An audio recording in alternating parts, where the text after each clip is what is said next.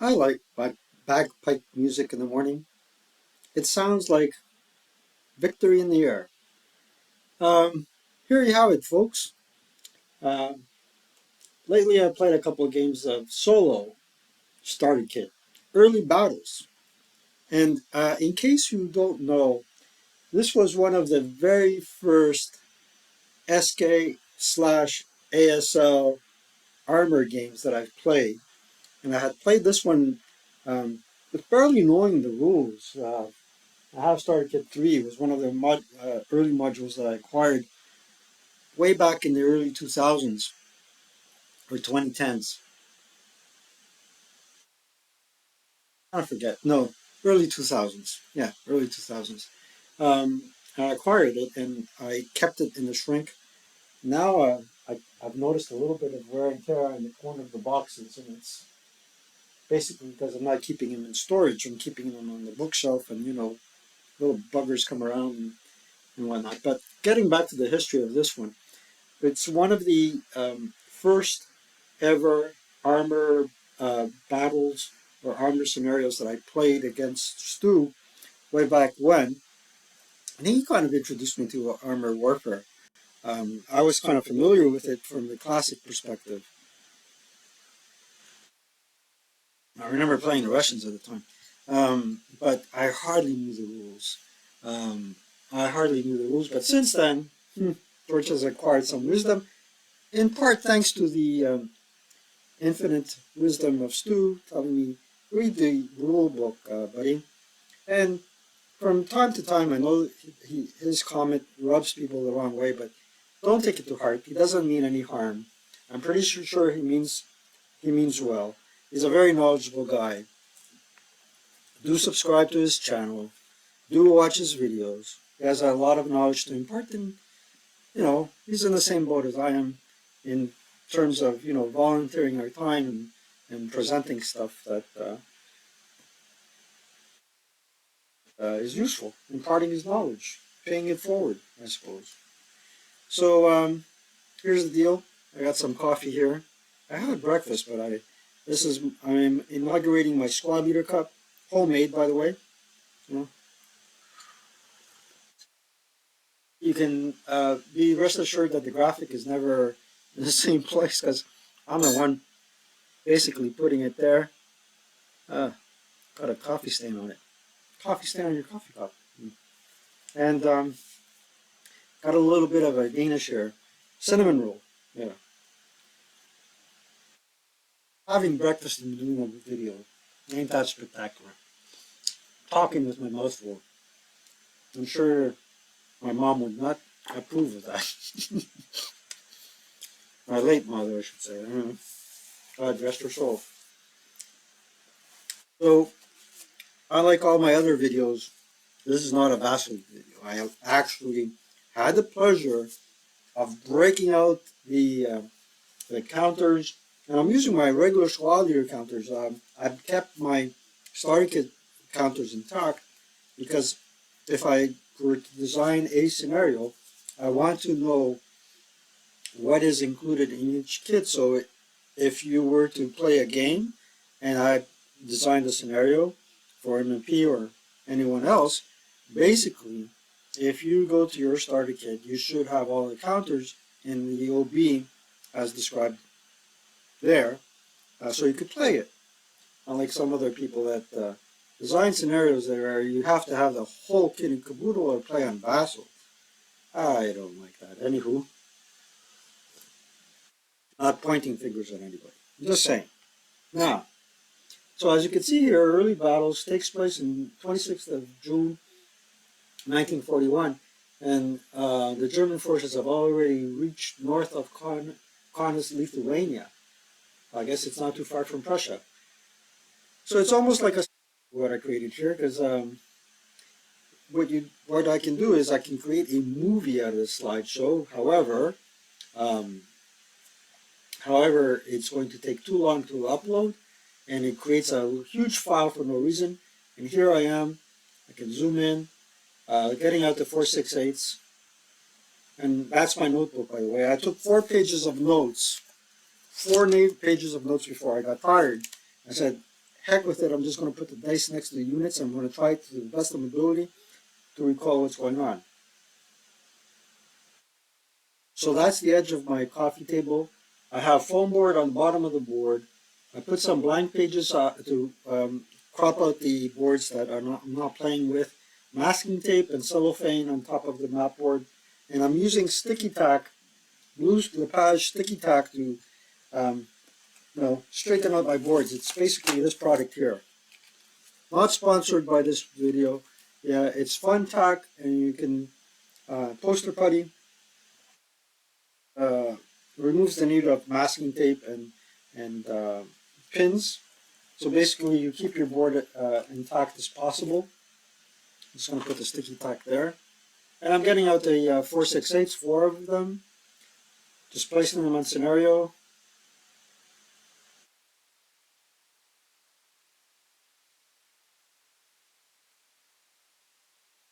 I'm breaking out the 4/6/8 right there. Find the special rules here. The BT7 M37 must make a DR of 8 each. Oh boy, I thought it was 12. Less than or equal to 8 each movement phase it wishes to move outside its axis. I did make mistakes in playing this thing. The brain is not as sharp as it used to be. Next up are my leaders. We can skip that. Maybe not. Oh, and here is a matchbox, a paper matchbox that I made using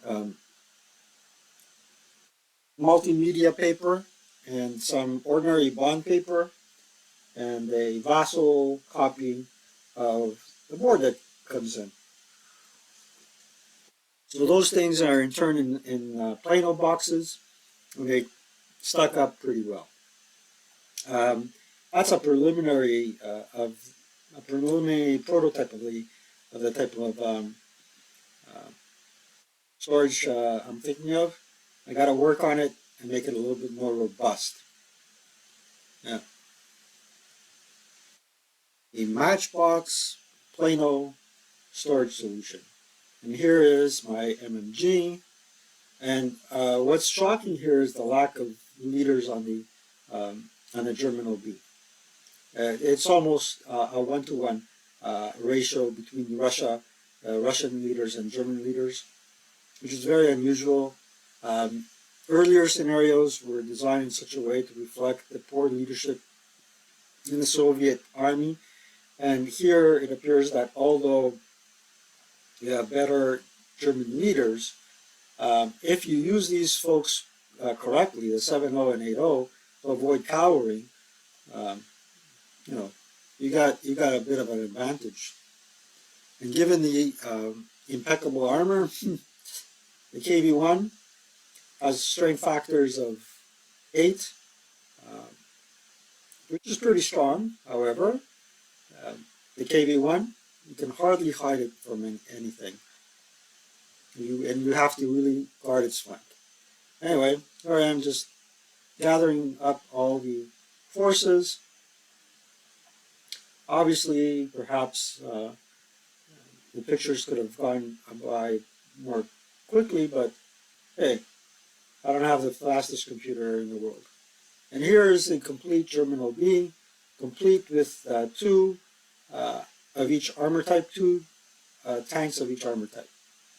You got a 20L with a IFT equivalent of 4, a 5 coax. I can hardly see these things. Let's zoom in. I can see. Panzer 35T, 37 main armament, and 8 bow. A total of 8 combined, 8 firepower factors for the bow and the coax. Another 8 for the Panzer 4D as in Delta. The 75 is, if you do get a hit, manage to get a hit, as a 12. And recently I posted a picture of it, and a question saying, what does the AP stand for? I had a complete blank. I think my opponent was trying to convince me it was APCR, but it isn't. It's basically AP rounds.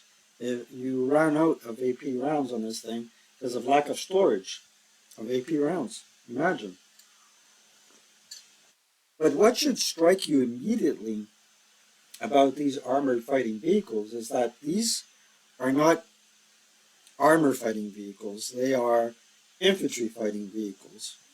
They're designed to blow away the infantry, smash a path for the infantry, their allied infantry, against the enemy infantry, break a hole, breach a hole, and let the infantry push in, which is what the famous blitzkrieg tactic was all about. And I'm putting blitzkrieg in air quotes because it apparently was a term coined by the Allies. It was not the appropriate term for the Germans. And I forget the appropriate term for that the Germans used for blitzkrieg.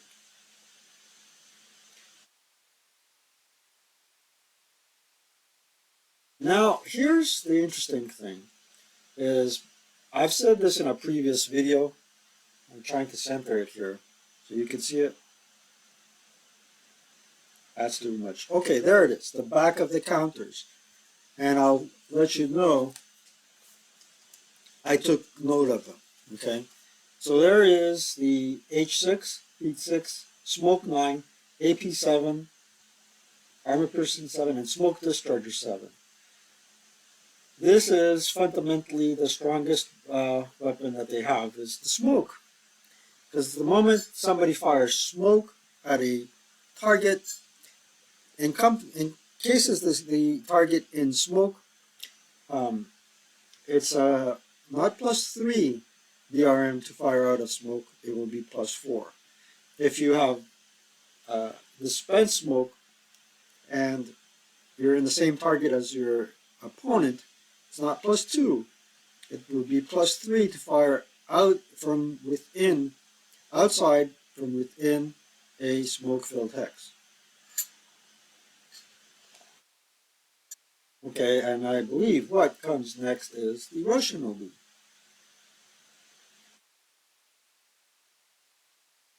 Here's a beautiful infantry gun, the KV-1, the BT-7. Now, the BT-7 as per SSR, you need a 8 or less than or equal to 8 to roll before it moves. I don't think I got a chance to move it before it got blown up. So I'm pretty good. And you'll see here in the advanced game, 1941 plays a critical role. The date of the scenario plays a critical role as to how this unit, the BT-7, can move. And here in Starter Kit, the whole kit and caboodle is managed by a special rule. Here we go, getting the leaders. Pretty easy. I got my Russian OB, at least the infantry, in one plano. And I got the support weapons, not the support weapons, but the guns in another and the tanks in another. I'm not too sure if I got them the guns and the armor fighting vehicles in one plane or two. But anywho, the crew that can self-rally. Now, you can match the crew to the MMG, or alternatively, you can put the half squad with the infantry gun. And if you put the half squad with the infantry gun, it does play a +2 penalty. However, if you put the crew with the MMG and you put them in rally terrain, chances are they won't have to route, and they can self-rally and pick up the MMG and start firing it at any time. And by the way, crews are considered elites.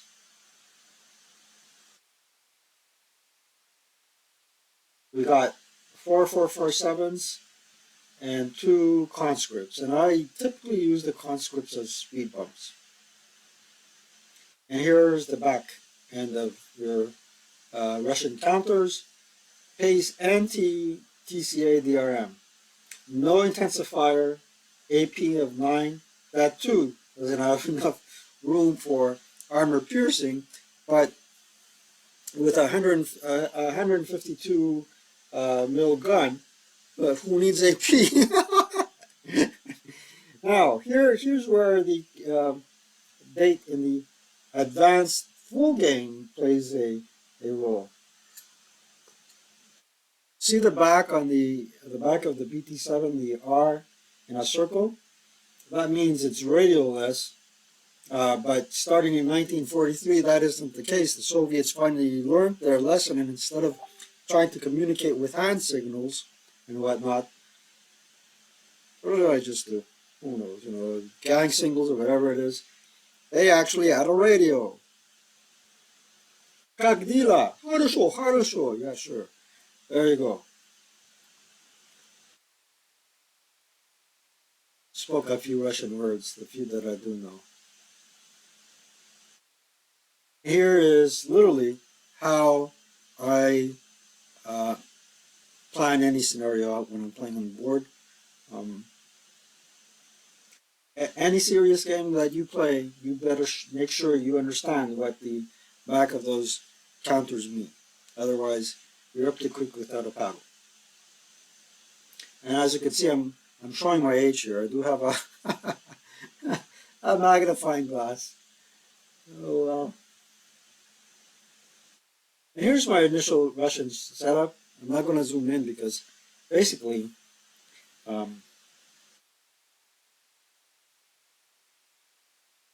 if I do zoom in, I'm not sure if I'm going to add more clarity. So I'm going to pick a color here, probably red, for the Russians. And I'm going to draw a couple of things here. So basically, we need to fend off this area here, because if we don't, it's going to be a wild goose chase and a wild run for the Germans. And without a question of a doubt, you need to fend off any German attacks from here. These guys here are random locations as to where I'm going to put the gun. And I do attempt to have a staggered defense. Line 1, 2, and 3. Okay. These boys, they're conscripts. They can double cover. However, if I lose them, it's not the end of the world, and they are covering this area here up to 4 hexes, and this area here up to 4 hexes, because their normal range is 2. And this is an LMG. Of course, I'm covering the road. This baby is covering this area here, but he has 3 possible attacks. One with the bow, okay, one with the coax, and one with the main armament. And he needs to fend off quite a sizable force. So 3 possible attacks. 2 would be for infantry, 1 for armor. This fellow here is an LMG with a squad. Okay, he can possibly attack 2 times. That's a total of 5 attacks. And this guy here is basically covering the rear of the KV-1. However, with the German armor, if you are trying to knock off this tank with German armor, you're going to be up the creek without a paddle. Because the German armor has a very low chance of scoring a kill on the KV-1. Not the case with this guy. That's why I keep him hidden behind a building. And I'm trying to use the ATR to fend the German juggernaut from here. LMGs also have an anti-tank role, and so does my MMG. This guy is planning to keep everybody's heads down should they reach the woods here or there. That's my chicken scratches. As the German player, you need to decide where the weakest link is in German armor. Let me clean up the board here. I did.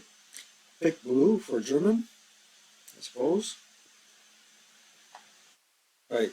You need to decide which flank to attack, um, and how you're going to attack. Obvious lines of advance up the woods to here. And if you're daring and dashing, I've seen people just try and go through there. And guess what, guys? I said before that um, the Russian armor ain't going to do squat against the KV-1. What will?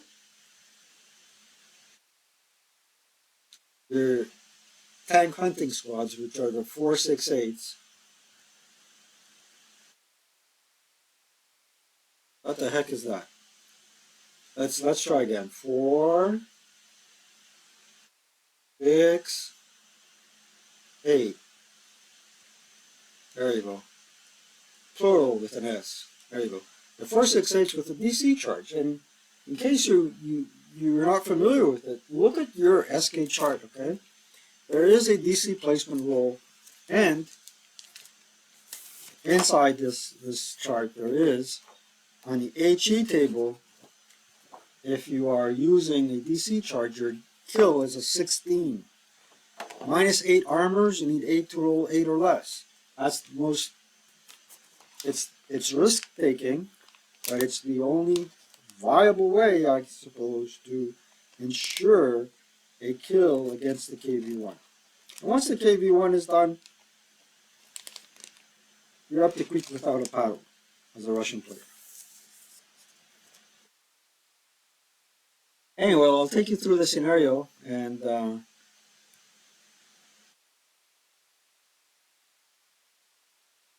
let's clear it up, and we'll see what transpired. So here I am setting off board, right there on the bottom, and it's not Allied rally phase, it's German rally phase. There it is, I corrected it. And I'm basically saying, okay, advance up through cover. I'm taking it really cautiously. I'm not trying to engage this tank here.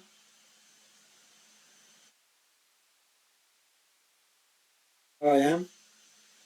I got the tanks right off to the side because the stacks were basically too high. And basically in the advanced game you have passengers. I can't stack the infantry on top of the tank. No.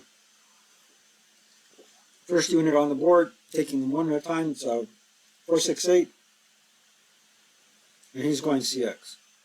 And he's going up against a 4.26 conscript. 2, 1, 2, 3, 4, 5. Takes a shot.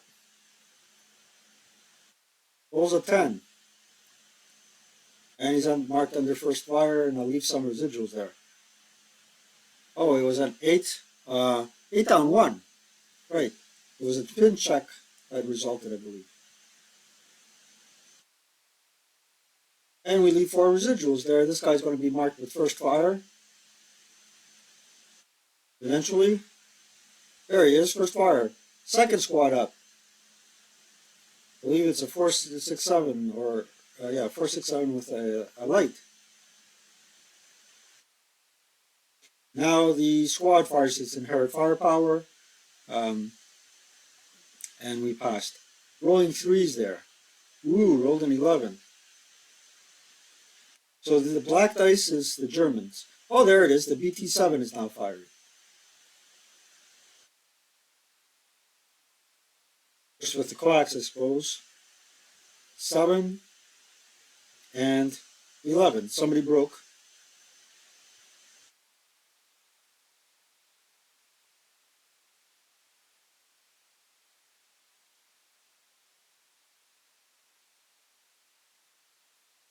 And the remainder of the Germans are coming in.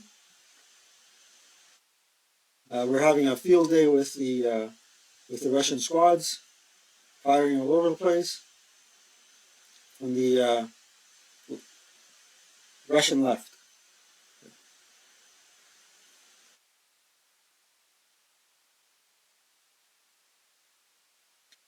more squads are going CX, double time, grabbing onto the tree line. I'm being very cautious here, trying to expand the bridgehead. So basically what we're doing here as the German player is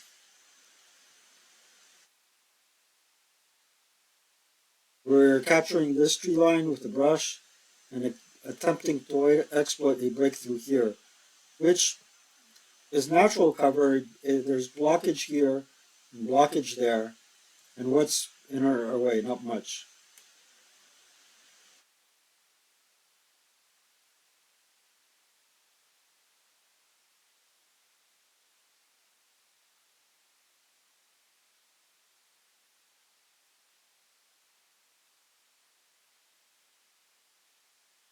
Must have forgotten the dice up here.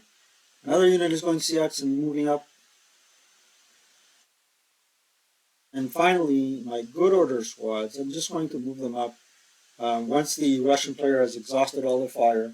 And still turn one.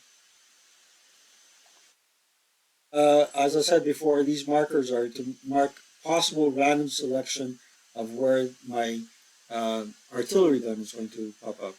Moving in the unit with the DC charges last. And I'm keeping those guys, I'm not going to rush them up no man's land to take out the KV-1 right away. I'm going to let the KV-1 come close to me. Then do an assault move, probably into open ground.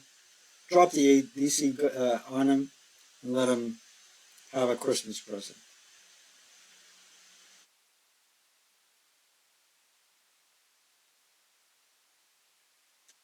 More movement.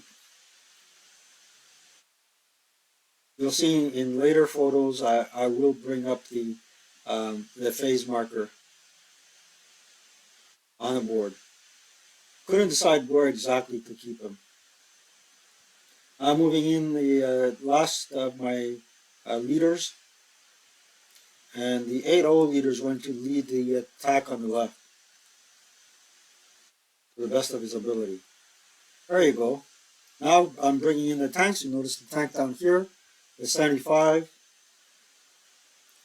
and I'm going to bring them within a 3 hex range to the best of my ability. Yeah. It's a little bit cumbersome playing with cardboard because units tend to fly. And that here's my biggest mistake: bringing the 75 to do battle with the KV-1. KV-1 clearly outmatches the Panzer IV Delta.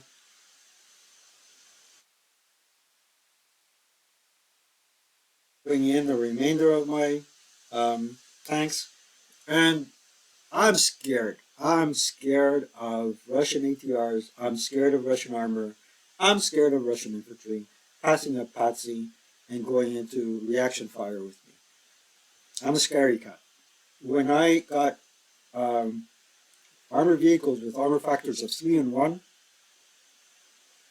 I think the only thing that's redeeming about this German armor is most of them were small targets, so you have to add a +1 to your 2-hit roll to hit them. But at close range, does that matter? Here's the defensive fire face for the Russian player. I decided to bring in my customized turn marker. I don't have it around here. Must have left it on the table somewhere. Yeah, nowhere near me at the moment.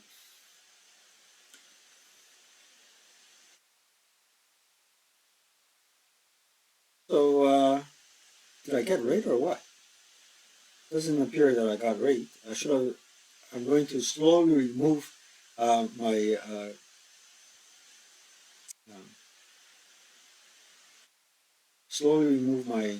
residual markers. I already did. Managed to pin a couple guys. This is all German turn 1. Looks like somebody broke there.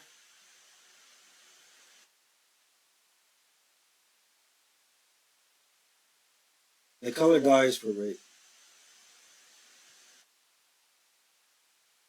I had 3 attacks with that unit. Finally got an hack on that hex, and pretty much the next unit that I'm going to fire is probably, oh, here. He has his defensive fire. Fires across the 10 hex range. I got a 9. I still get a knock there. I rolled to get a knock. My mortar fires and rate. First attack. My mortar. Well, I'm playing both sides there. Everything's mine. All right. And that's the attack on the infantry table.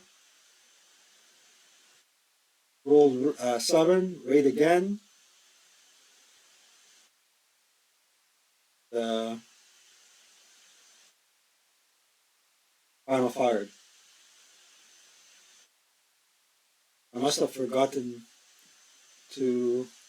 Oh no! I finally got a result here. I'm showing you the what has what each unit is rolling in hex DD9. Liza, no logs here. This is not VASL. This is live. He passed. He must have passed. Maybe pinned. Let's take a look. I do have -2 act there. I did get right, and here come the units back on the board. Just reordering them. I'm pretty sure they didn't leave anywhere.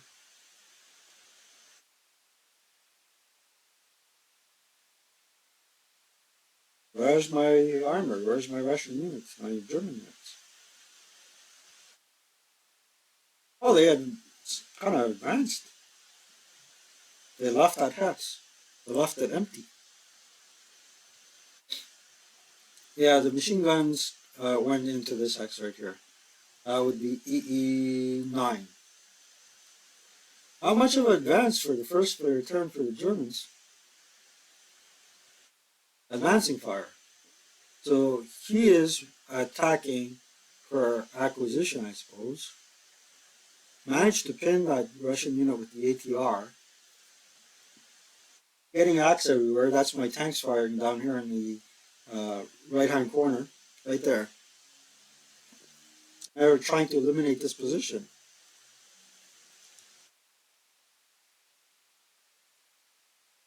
Still some advancing fire, but nothing spectacular. I'm trying to get a knock there. And I did.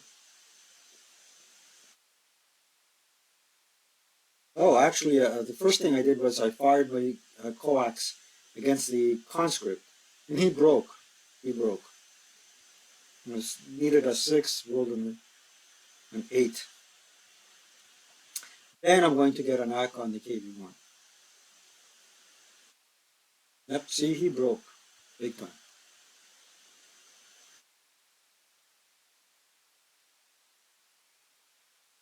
Out phase, running away. Pretty sure I got an act. There's my act. And this guy's under DM. Here, I'm pretty sure we had a couple of 1 or 2 broken units and a few others that were pinned.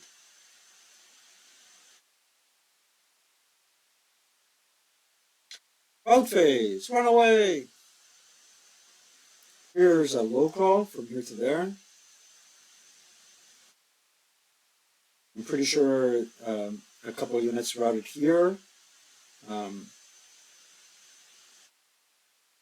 And the BT7 has an act there.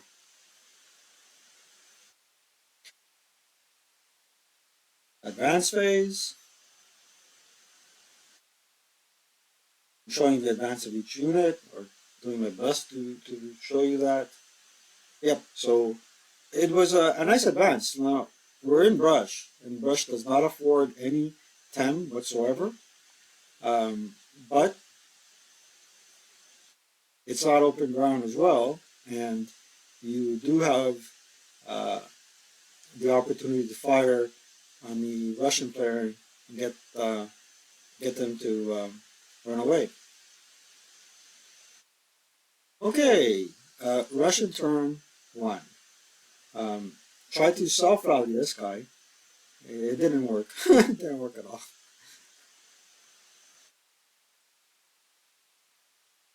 I'm prepped. Am I prepping? So I said it's time to put the infantry gun on board. The Germans are on board, and we have to commit this guy to the battle. And I said 4 or less. It goes in uh, G9. 6 or less, or between 4 and 6, it goes to N6. Or higher than that, it goes into P7, which traditionally is where I like to keep the guy. Not all the time, but most of the time. All right, prep fire. Come on. Let's see what the Russian player is made out of.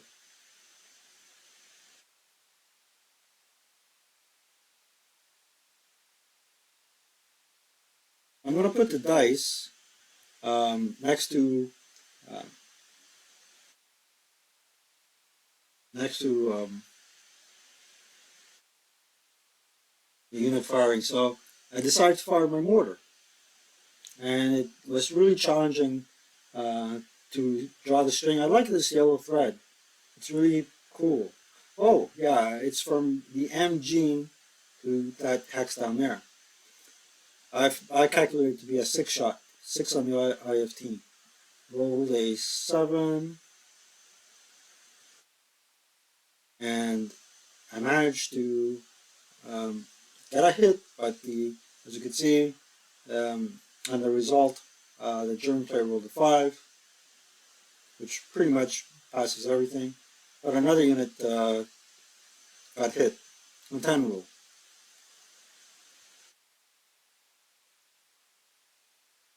I did get right on the previous shot. Now I wasn't so fortunate. That dude prep fired.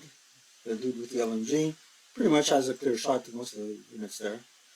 Um, I think here with the 6 shot, I managed to score a DM with a conscript, a lonely conscript.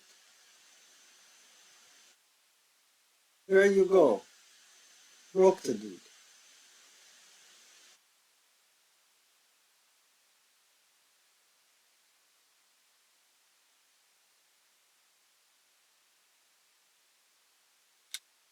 You gotta take mark counters off to the side, and I wonder how big board gamers end up managing so many counters. You know, like wow.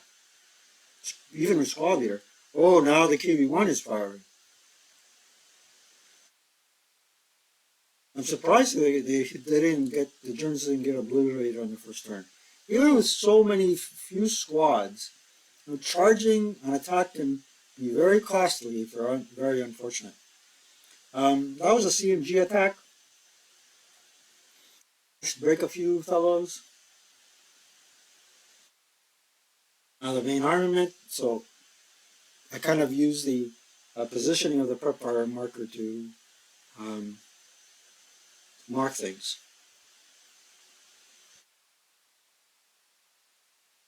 Now comes the big boy attacking.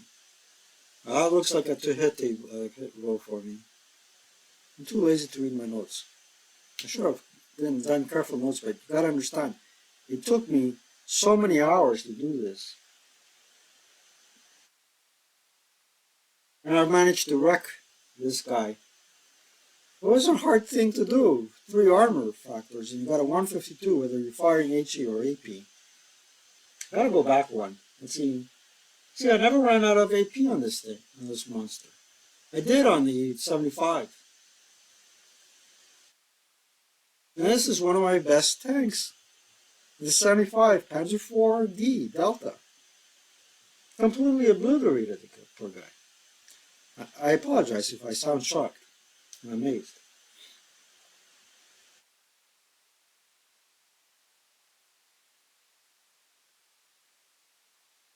I'm just putting him off to the side here now. Because look where I'm drawing the line of sight, right there. The mortar has a couple of hindrances in the way, but boom, he can put the bead on EE9. This is where I'm drawing the line of sight. So this is where the mortar is firing. Very minimal prep fire. And look at the results. One tank gone, and now a mortar is firing on my best order leader. That's right. And it has a -1 act. Act moves to there. That red track marker here is that act. See? Let's see if I can zoom in on right there. Love this. I love it better than VASL actually. Because when you see the actual physical game, set up on your game table, it's really remarkable. It's a work of art. There's an art behind this thing. Speaking of art, I gotta get Roger McGowan's art book. Go over to GMT or C3I and order it. That's a work of art. That artwork inspired this game, really. And there's a fine balance of all nationalities in there. Why is this guy moving? No, the Russians are moving. So what are the Russians going to do? Charge? Oh, they're skulking, see? That's me, by the way, skulking, okay? Learn from your opponents. Skulking in starter kit, not highly recommended because you'll be amazed how porous the line of sight is. And that's one of the first lessons good old Stu taught me. He said, you come from the classic tradition. What's the difference between these maps and the ones that you were used to before? Kind of look at them. There's so much gaps in between the obstacles. Yep, you guessed it, George. The pores. SpongeBob SquarePants maps. That's not a bad thing. So we're still in the movement phase, and basically, what kind of targets now does the German have? None. The Russian knocked out a couple of thingies, knocked out a German tank, broke a couple of squads with a lowly conscript, and the German players left with practically no targets whatsoever. These tanks off to the side already have the beat on this guy. Now, this is the critical mistake that I did. I didn't sculpt the ATR back behind the tank. And I should have. And I said, do I turn back the time? Yes or no? I decided against it.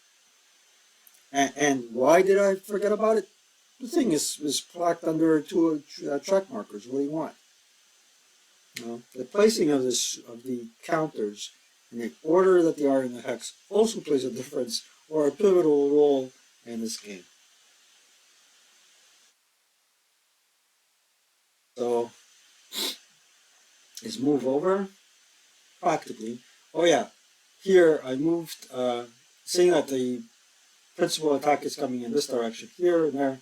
So let's just do some chicken scratches again. So these guys here are moving in this direction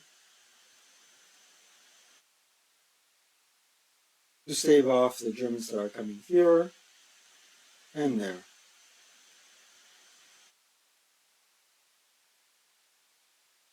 Yeah.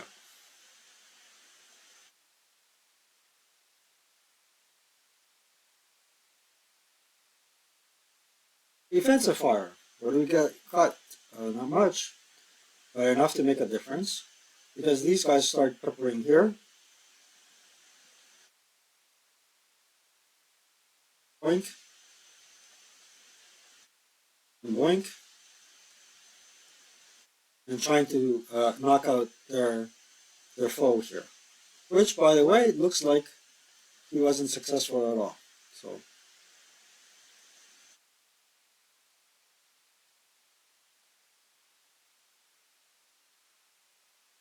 sorry for it's cut off, but basically I can tell you what happened in this defensive fire phase is the ATR dude went kaput because the Germans scored a morale check and they 447 rolled. I'm going to outline that in red so everybody can see it. This was the morale check. We're talking about ELR and half squatting.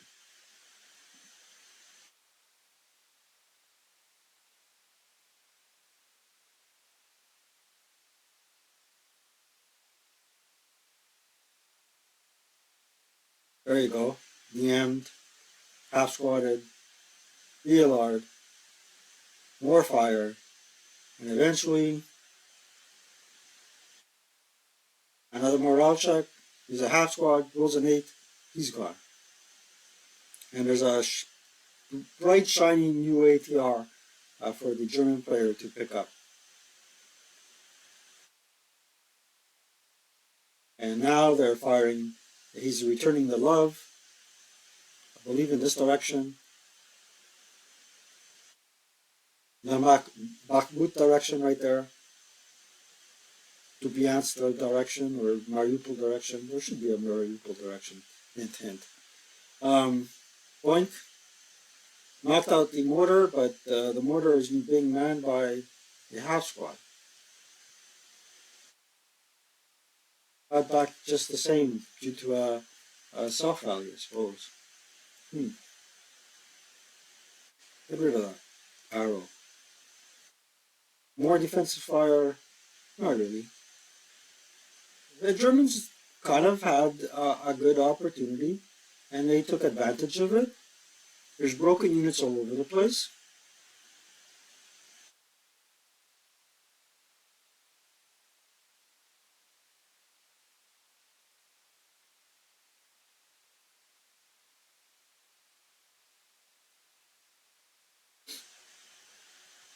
Why not skulk? Route. So for routes, Russians should route first. We moved that unit closer to this route location, which is the woods up here. There's nobody left to interdict them. We made a great route. And then we can leave this guy here. He's not in open ground. And then the German player kind of routes back, I suppose. Yep, they're routing back. Here, left the pin unit alone.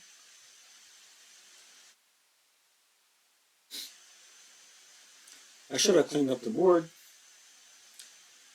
Now I did. And advance.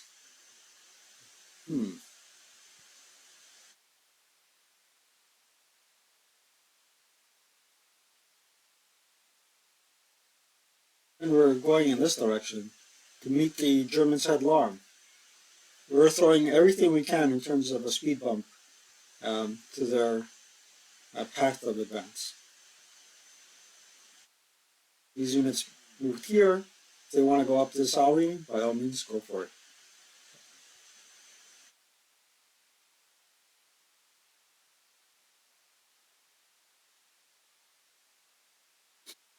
There you go.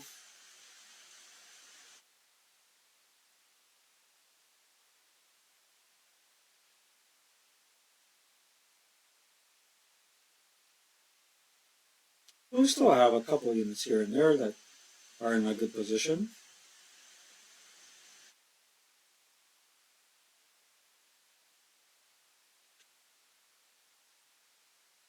Nearly an hour. I think I'm going to summarize the rest and maybe jump to the last picture because this is nitty-gritty detail. And with an hour's worth of video, I think everybody will have their fun.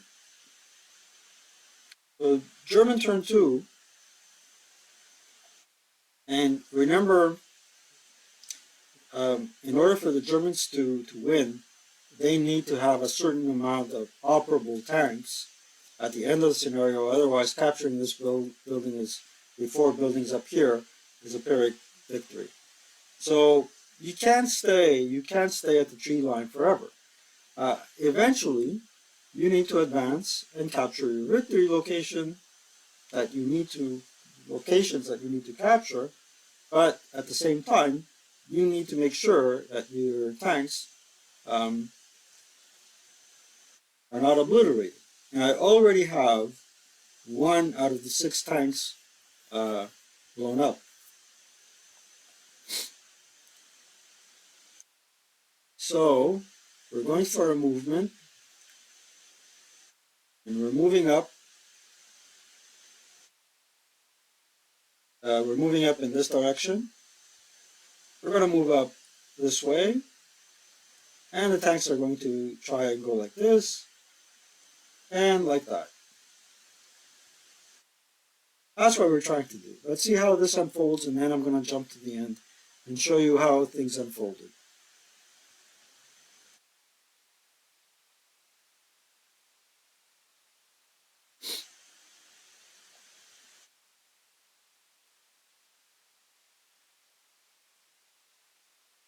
Our squads are moving up, just like that. So at the wood, there's a leader staying behind because we have some brokies down here. See if I can focus in on that. Right there. Okay.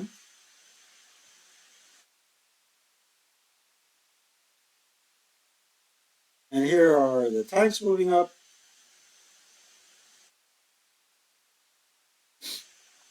Now that the ATR is gone, hey,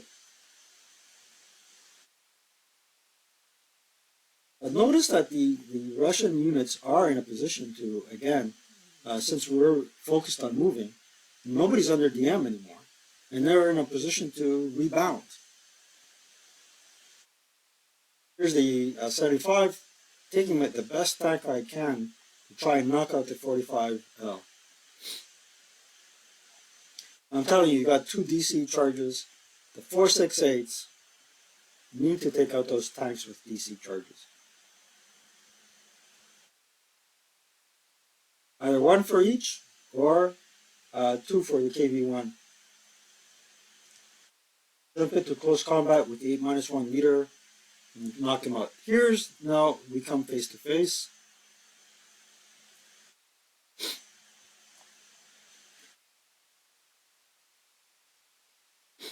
We're face to face, and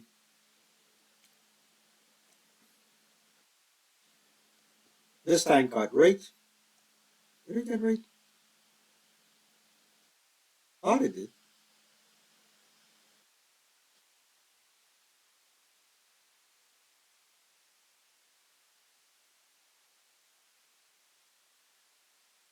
What did I got knocked out? Thought it got raped.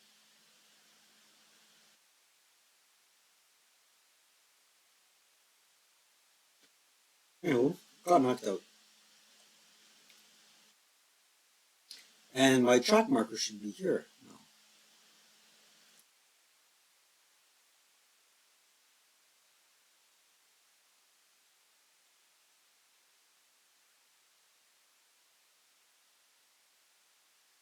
My first casualty of war.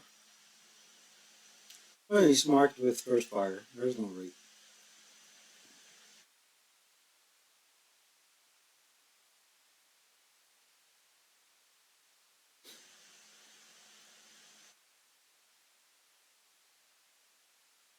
Here's another tank moving up. And we can probably hit this guy and probably the mortar.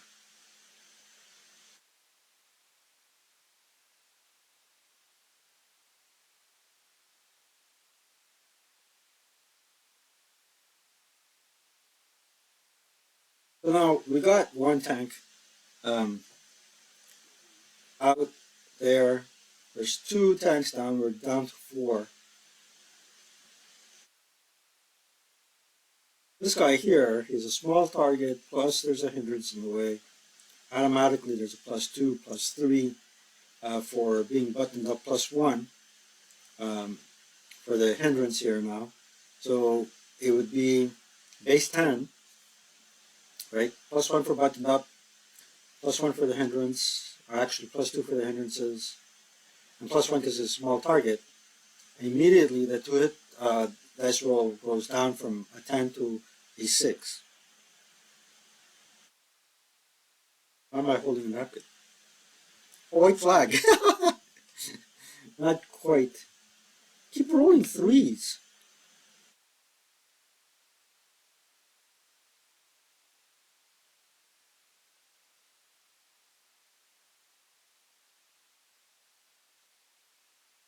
He just this guy rolled up this way, boom, used his machine guns there, coax um, and bow, uh, doubled in half for movement, ate up one, managed to DM this guy. Look, he rolled an 11. ELR'd as well. Okay, ELR'd him. His covered arc in that direction. He bounding fired.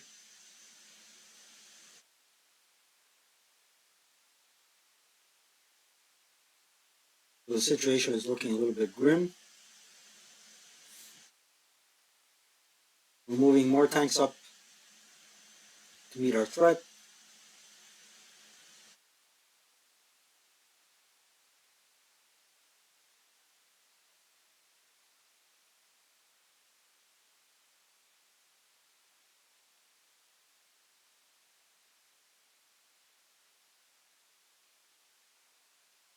Move this guy there. Trying to eliminate the infantry at least. Get a lucky shot on the tank.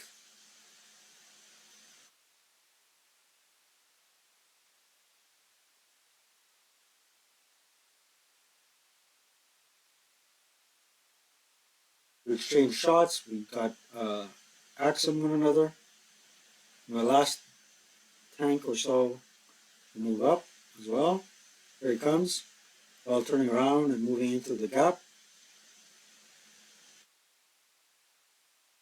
Checking line of sight.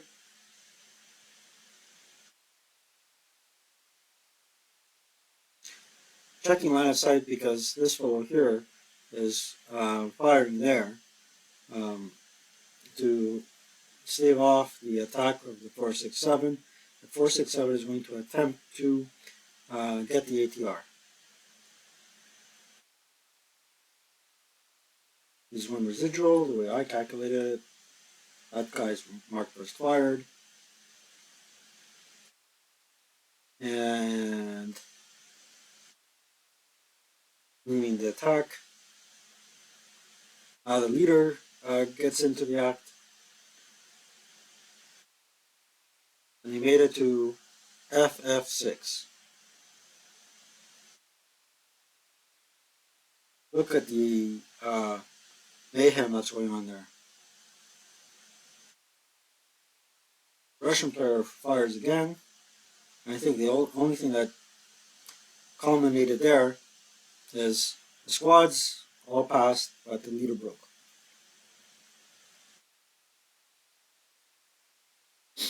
So the leader has a perfectly valid route location right there. In there. Left 4 residuals there now. That was a guess at CMG from the BT7. Another tank is coming up, impervious to all the residual fire because it's buttoned up.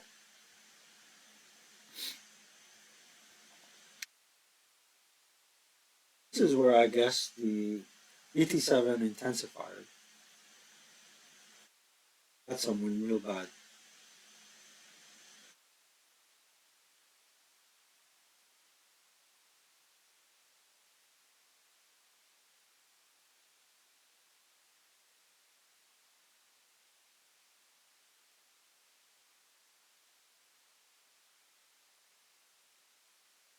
We got 2 tanks pointing in this direction.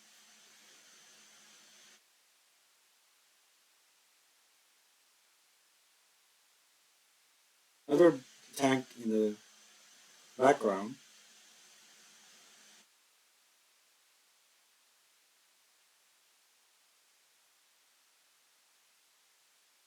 There you go.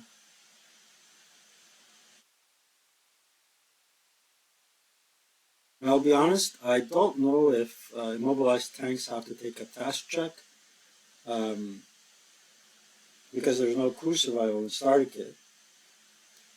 So I played it without the immobilization task check.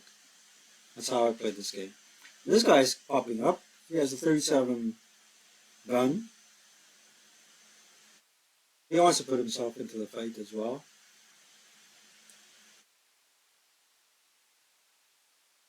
There you go.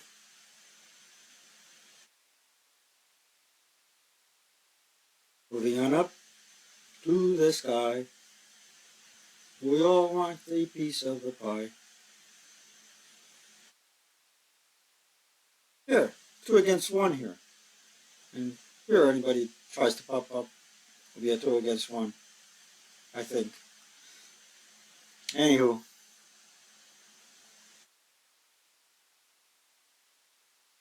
here's how the situation looks at turn 2.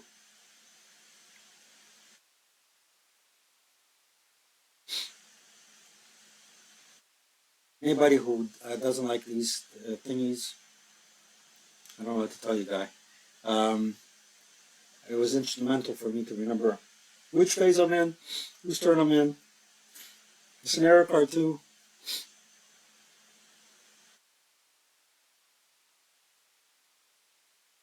What it ultimately ensued is a couple of things. I'm going to give you the long and short of it because we surpassed 60 minutes. In this case here, this tank here got immobilized. So did this one. But ultimately, this one was knocked out. So for the purposes of this scenario, an immobilized tank is as good as bad, as good as knocked out. So this guy got immobilized, this guy got immobilized, and eventually knocked out. This guy got eliminated by this fellow. And let's jump to the end.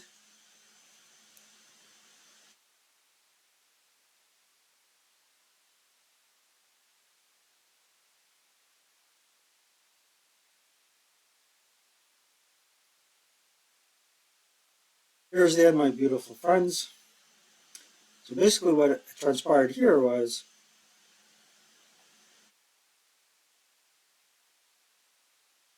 let's get a nice color. I'm sure it's red. Dark red. The KV-1 sluggered its way around here and there. Frontal facing, the Russian armor could not advance. And in fact, there was a deterrence here at one time or another. This attack, led with an 8-1 leader, was incredibly good. The artillery gun broke and was not able to be repaired throughout the game. This guy was immobilized, so as for all intents and purposes, it was dead. This was the only and last surviving tank of all the tanks that were around. So with one tank left, and this guy knocked out, thanks in part to the KV-1, the Germans lost. There were at least 3 CCs here, where the Russians actually won. Out of the 3, only 1 German squad remained. And even though the Germans were able to capture at least 3 out of the 4 buildings, it just they just couldn't keep their vehicles safe from this monster here. That was the end of the story. So a couple of takeaways for this scenario is: A, your DC charges are your friend. 2, smoke is your friend.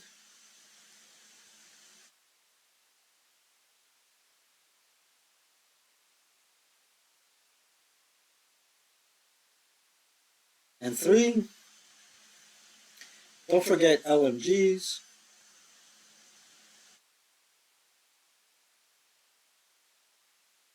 and ATRs.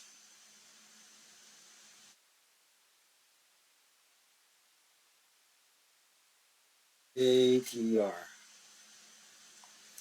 Um, all these things, all these things actually, in early war, and wreak havoc on lightly armored vehicles.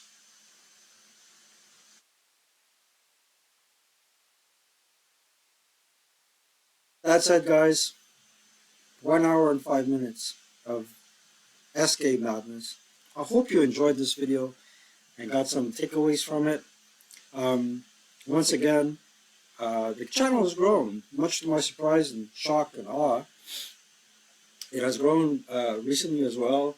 We're past 890 viewers, so it's time for me to be grateful and thank you one and all, from those that have been here from the start to our newly subscribed friends.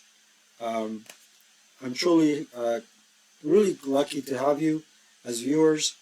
Stay in touch and let's keep the ball rolling. Take care. Bye.